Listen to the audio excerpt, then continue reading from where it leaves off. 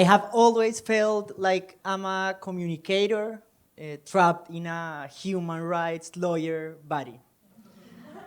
And like since I was a little girl, like I wanted to go to art school or to study theater or cooking or like something in that area, like creative. Like I also remember that I wanted to win like sometime in my life like an Oscar or or a Grammy. I remember like even having resignation and saying like I would be okay with a Golden Globe or an Emmy. That would be okay. And I also pictured me like in a red carpet, like wearing a long tail dress and having entertainment television asking me like, who are you wearing? Like, who's other series? But instead, like I was pressed to study, like to go for something serious, like law, or like for me, in other words, like boring. um, and then that's when I decided that like I had to do something different about it. And then I went to law school, and like I realized that lawyers like were very snobby, and they use like these big words to say really simple things, and like they were very arrogant sometimes, like they think they know it all.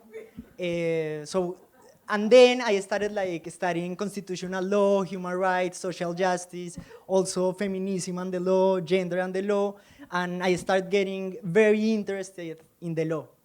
But I was always frustrated because I felt that like our language excluded the people we were supposed to protect. Like no one will understand that. That for me like was always very frustrating. And during that same period, like I started like writing in a very experimental blog where I like just did experiments. For example, I talked about constitutional law, but I also like made a comparison to the first time I had anal sex, like to talk about the definition of sex in the law. I also summarized my thesis about military passbooks like in a very short pop version of a blog. Sometimes it worked very good because people actually read about law, but some other times like it was a mess, like no one read it. And later on, I did some articles for Vice in Colombia.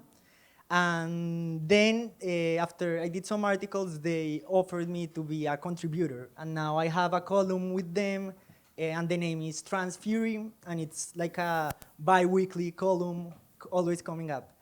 And one of the columns I did with Vice Colombia was about a crush I had last year. But the article was actually about how feminism talks about love. And then like a very traditional magazine in Colombia, which is called Revista Cromos, and it's like a 100-year magazine, and it's like very traditional.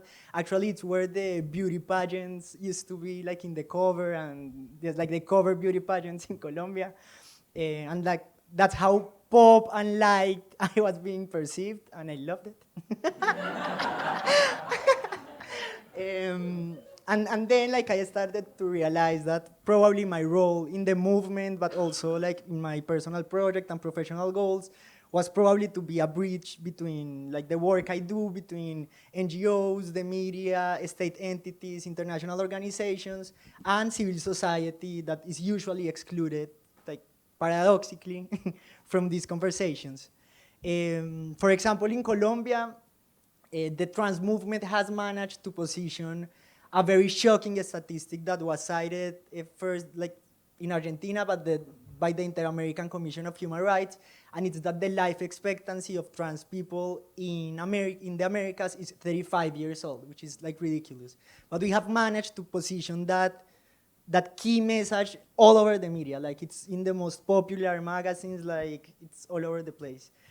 And I think that communicating and mainstreaming social justice, democracy, and human rights issues right now in the historical moment we're living like worldwide, which we have people using fear and populist ideas and taking advantage of prejudice and fear, and they are very effective at mainstreaming their message. I think it's key to mainstream our message.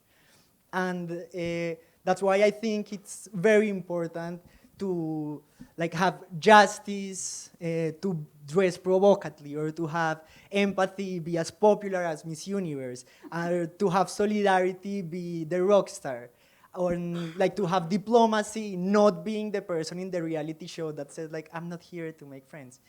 And and I also think that it's crucial that arguments and science and facts are like Carrie Bradshaw from Sex and the City. Like they need to be intelligent, but they also need to be bold.